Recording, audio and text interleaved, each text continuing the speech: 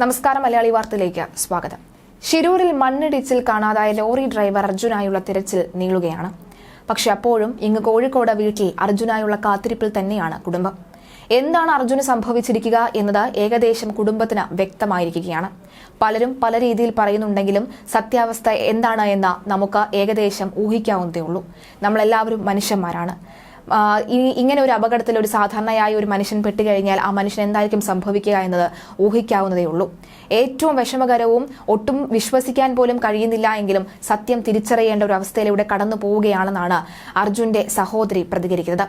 ആ മരവിച്ച അവസ്ഥയിലും സത്യം, യാഥാർത്ഥ്യം എന്താണെന്ന് തിരിച്ചറിയാനുള്ള മനസ്സവർ കാണിക്കുകയാണ്. അർജുനെ ഏതു തരത്തിലാണ് ദൈവം ഞങ്ങൾക്ക് തരുന്നതോ ആ തരത്തിൽ ഞങ്ങൾ സ്വീകരിക്കും. അവസാനമായി ഒരു നോക്കെങ്കിലും കാണാനൊന്ന് കഴിഞ്ഞാൽ മതി, ഒരൊറ്റ തവണയെങ്കിലും കാണാൻ കഴിഞ്ഞാൽ മതി. ആ ഒരു യാഥാർത്ഥ്യത്തിലേക്ക് അർജുന്റെ കുടുംബം പോവുകയാണ്. പക്ഷെ അപ്പോഴും ഇപ്പോഴും ചോദ്യമായി മാറുന്നത് അർജുൻ എവിടെ എന്നതാണ്. ലോറി ലഭിച്ചിട്ടുണ്ട്, പക്ഷെ ഇപ്പോഴും ലോറിക്കകത്ത് ശരീര ഊഷ്മാവിന്റെ ആ ഒരു അംശമില്ല എന്ന് തന്നെയാണ് റഡാറുകളിലടക്കമുള്ളവ സൂചിപ്പിക്കുന്നത്. അങ്ങനെയെങ്കിൽ ഒഴുക്കിൽപ്പെട്ടോ അർജുൻ? അല്ല, ഇനി ലോറി ഈ അപകടം ഉണ്ടാകുന്നതിന് മുൻപ് അർജുൻ എവിടേക്കെങ്കിലും മാറിയിരുന്നുവോ?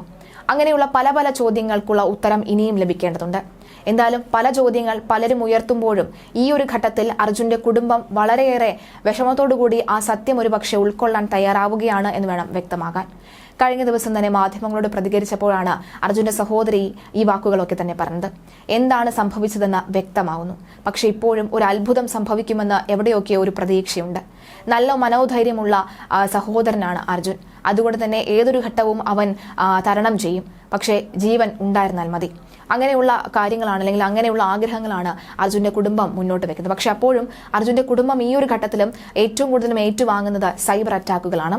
അർജുന്റെ അമ്മ വാർത്താ സമ്മേളനം നടത്തിയ സമയത്ത് പ്രധാനമായും ആർമിയെ കുറ്റപ്പെടുത്തുന്ന ഒരു സാഹചര്യം, അല്ലെങ്കിൽ അത്തരം ഒരു വാക്കുകൾ അത്തരം വൈകാരികമായ നിമിഷത്തിൽ പ്രതികരിക്കുകയുണ്ടായി. അതായത് നമുക്ക് ഏക ആശ്വാസം, അല്ലെങ്കിൽ ഏക ഒരു കച്ചത്തുരുമ്പ് എന്ന് പറയുന്നത് ഇന്ത്യൻ ആർമി തന്നെയായിരുന്നു. ഇന്ത്യൻ ആർമി വന്നാൽ എന്തും സാധ്യമാകുമെന്ന് നമ്മൾ സാധാരണക്കാർ അടിയുറച്ച വിശ്വസിച്ചതാണ്. ആ ഉറപ്പായിരുന്നു ആ അമ്മയ്ക്കുമുള്ളത്. ഇന്ത്യൻ നേവി എത്തിയിട്ടും ഒന്നും സംഭവിച്ചില്ലല്ലോ എന്നുള്ള ആ ഒരു നിമിഷത്തിലാണ് അത്രയും വൈകാരികമായി പ്രതികരിച്ചത്. ആ പ്രതികരണത്തെ, അതിന്റെ ഒരു ചെറിയ ഭാഗത്തെ മാത്രം അടർത്തി മാറ്റിക്കൊണ്ട് സൈബർ ഇടങ്ങളിൽ വലിയ രീതിയിലുള്ള അറ്റാക്കുകളാണ് ഈ കുടുംബത്തിന് നേരെ ഈ ഒരു ഘട്ടത്തിലും ഉണ്ടാകുന്നത്. പക്ഷെ ഒരിക്കൽ പോലും അതങ്ങനെ ഉണ്ടാകാൻ പാടുള്ളതല്ല. കാരണം ഇത്രയും സ്വന്തം മകനാണ് അവിടെ കിടക്കുന്നത്. മരിച്ചിട്ടുണ്ടോ ജീവനോടെ ഉണ്ടോ എന്ന് പോലും തിരിച്ചറിയാൻ പോലും കഴിയാത്ത സാഹചര്യത്തിൽ എന്താണ് തന്റെ മകന്റെ സ്വന്തം ചോരയോട് പറയേണ്ടതെന്ന് പോലും അറിയാതിരിക്കുന്ന, മകനെ കാത്തിരിക്കുന്ന അച്ഛനും അച്ഛനെ കാത്തിരിക്കുന്ന മകന്റെയും ഒക്കെ ദൃശ്യങ്ങൾ നമ്മൾ സമൂഹ മാധ്യമങ്ങളിലൂടെ, അല്ലെങ്കിൽ അത്തരം ദൃശ്യങ്ങളൊക്കെ തന്നെ നമ്മളെപ്പോലും അർജുൻ ആരെന്ന് പോലും അറിയാത്ത വ്യക്തികൾക്ക് ഏറെ വൈകാരികമായുള്ള നിമിഷമായിരുന്നു. അപ്പോൾ അർജുൻ ആരാണെന്നും അർജുനെ വളർത്തി വലുതാക്കിയ അമ്മയുടെയും കുടുംബത്തിന്റെയും വേദന എന്താണ് എന്നും പറയുന്നതിലും അപ്പുറമാണ്. അപ്പോൾ ഈ ഒരു ഘട്ടത്തിലാണ് ആ അർജുന്റെ കുടുംബത്തിലേക്ക് ഇത്തരം സൈബർ അറ്റാക്കുകൾ ഓരോ ദിവസവും വന്നുകൊണ്ടിരിക്കുന്നത്. ഈ ഒരു ഘട്ടത്തിൽ തന്നെ അവർ മനസ്സിലാക്കുകയാണ് എന്താണ് യാഥാർത്ഥ്യമെന്ന് അവർ മനസ്സിലാക്കുകയാണ്. എന്തായാലും വലിയ രീതിയിൽ മുഹമ്മദ് റിയാസ് അടക്കമുള്ളവർ അവിടേക്ക് എത്തുന്ന ഒരു സാഹചര്യമുണ്ട്. എന്തായാലും ഈ തെർമൽ ഇമേജിംഗ് പരിശോധന നടത്തിയിരിക്കുകയും ഒക്കെ ചെയ്തിട്ടുണ്ട്. പരിശോധനയിൽ പുഴയ്ക്കടിയിലുള്ള ലോറിക്കുള്ളിൽ മനുഷ്യ ശരീരത്തിന്റെ സാന്നിധ്യം ഉണ്ടെന്ന് കണ്ടെത്താൻ സാധിച്ചിരുന്നില്ല. ലോറിയുടെ ഡ്രൈവർ ക്യാബിൻ തകർന്നിട്ടില്ലെന്നാണ് ഡ്രോൺ പരിശോധനയിൽ കണ്ടെത്തിയതെന്നാണ് ഇപ്പോൾ റിപ്പോർട്ട് വരുന്നത്. ലോറിയുടെ ക്യാബിനും പിൻവശവും വേർപെട്ടിട്ടുണ്ടെങ്കിൽ ഇത് സംബന്ധിച്ചും എന്തെങ്കിലും സൂചന ലഭിക്കേണ്ടതുണ്ട്. എന്തായാലും അത്യാധുനിക സൗകര്യങ്ങൾ കൂടിയ ബെൻസ് ലോറിയാണ് അർജുൻ ഓടിച്ചിരുന്നത്.